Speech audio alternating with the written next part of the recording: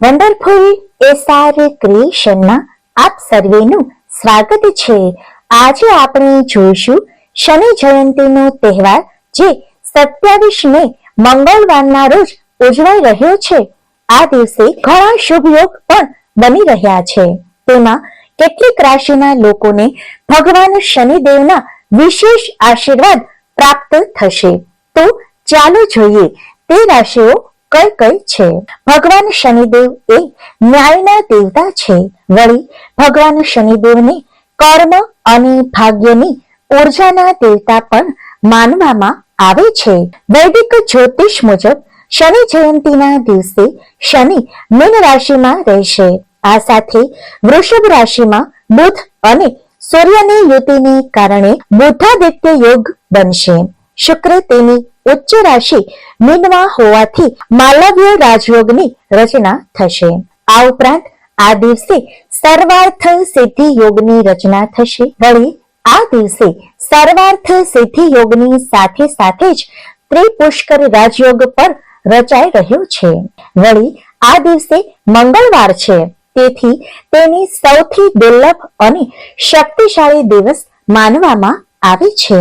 તો જોઈએ બીજી રાશિઓ પર શનિદેવની કૃપા દ્રષ્ટિ કેવી રહેશે। સૌ પ્રથમ જોઈએ મેષ રાશિ।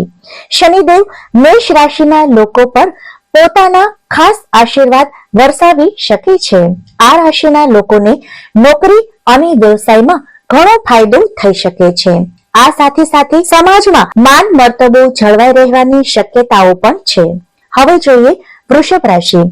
આ રાશિના 9મા અને 10મા ઘરનો સ્વામી શનિ છે।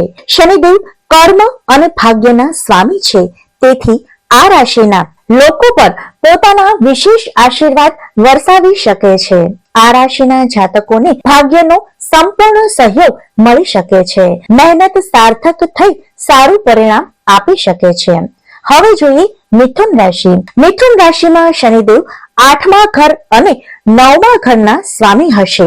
વળી કર્મના ઘરમાં હશે, તેથી આ રાશિના લોકોને નોકરી અને વ્યવસાયમાં ઘણો જ ફાયદો થઈ શકે છે, પરંતુ સ્વાસ્થ્ય પ્રત્યે થોડીક સાવધાની રાખવાની જરૂર છે।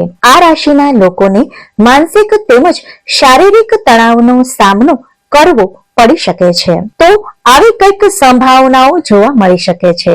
મિત્રો, વિડીયો પસંદ આવે તો લાઈક, શેર અને ચેનલને સબસ્ક્રાઇબ જરૂરથી કરશો। આભાર।